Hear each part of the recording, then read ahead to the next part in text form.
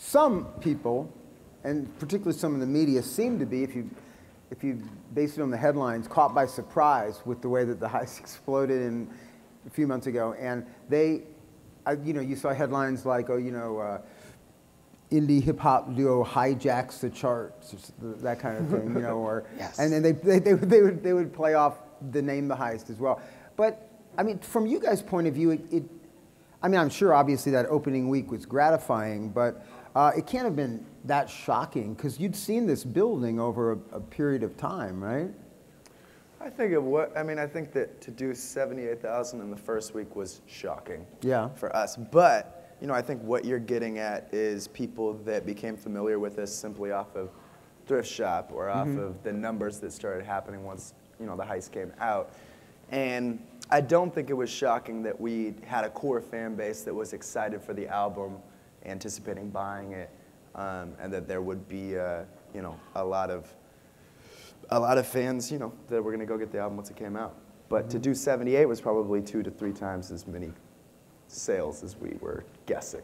How much do you impact do you think the videos had in sort of building notoriety of you guys and anticipation for the album? Because those singles, I mean, with the exception of Thrift Shop, I guess, came out in advance of the album, released for, what, 18 months? A year to 18 months?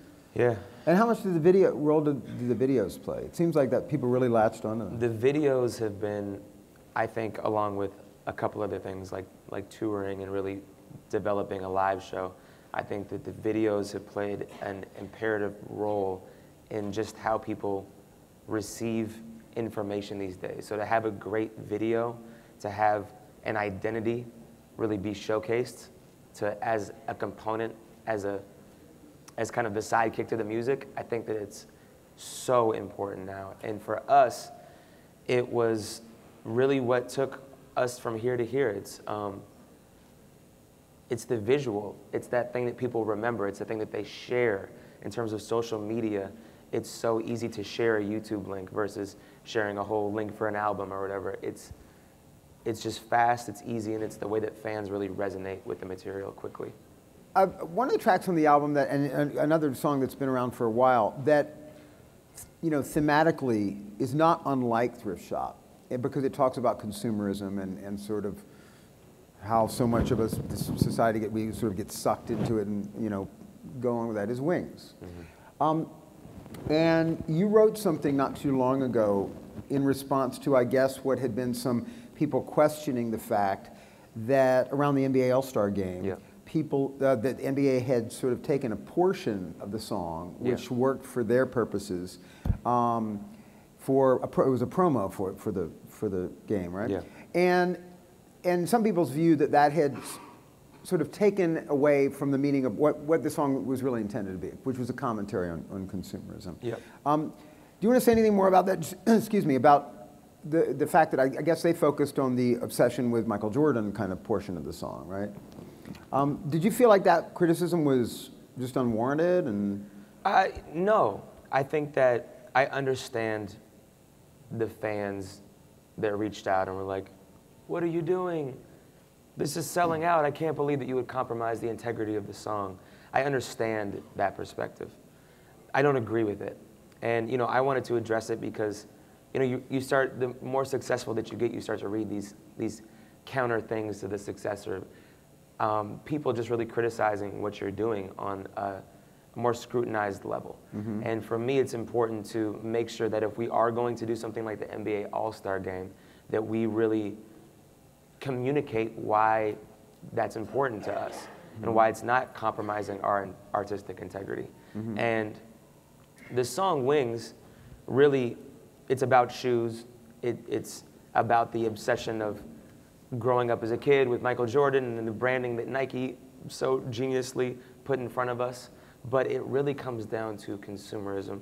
It comes down to that on a foundation level. And just buying things to make ourselves feel better as human beings, and how we identify ourselves by the clothes that we wear and the shoes that we wear.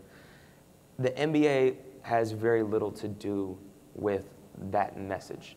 Now, sure, does the NBA promote a ton of stuff, whether it's the Pepsi that you drink at the game, or the popcorn that you buy, or the jerseys that you buy, or the shoes that the players are wearing.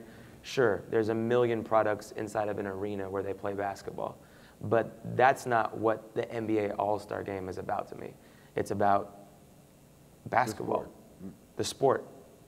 And to have our music matched up with some, you know, highlights of players dunking, it's just not compromising the actual meaning of the song. Now, yes, the NBA did slice it up, or TNT sliced it up, the song. And there was one line that was a little bit weird. Yeah. But for the most part, I think of it as an opportunity.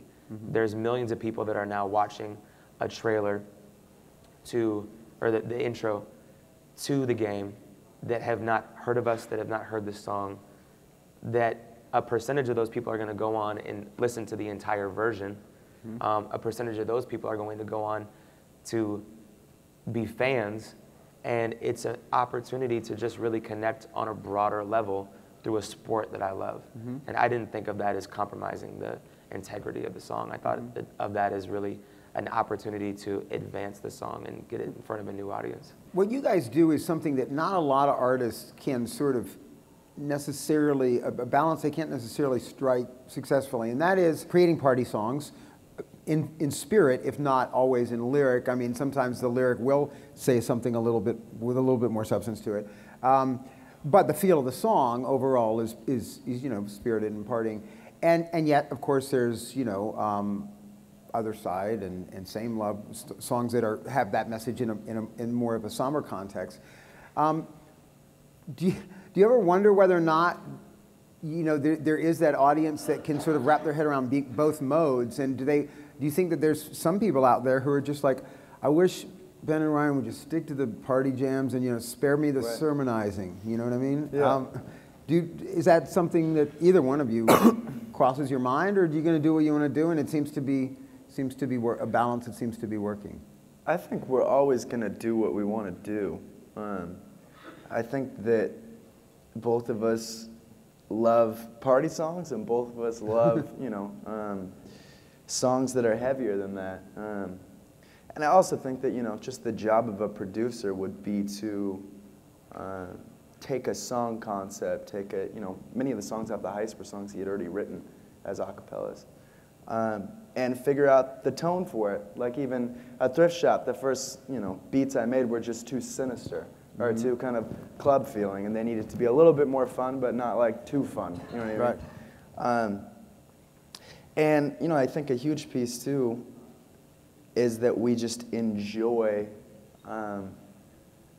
trying to make a song the absolute best that it can be. So if it's an "And We Danced," then, you know, I'm going to try and make the best kind of pop, dance, fun song possible. If it's, you know, Starting Over, Other Side, Wings, I'm going to try and take verses and really drive home the emotion of what he's saying with kind of the instrumental piece underneath.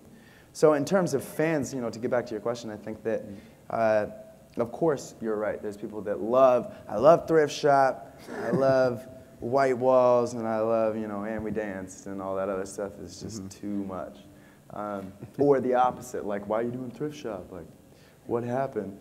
Exactly. But I would say this, like, you know, the lucky piece of having this collaboration is that I think both those songs on the spectrum are authentic for both of us, whether that be the instrumental for me or the content that he's writing for him. And I think that anybody that knows him knows he can be super serious and he can be a goofy-ass dude.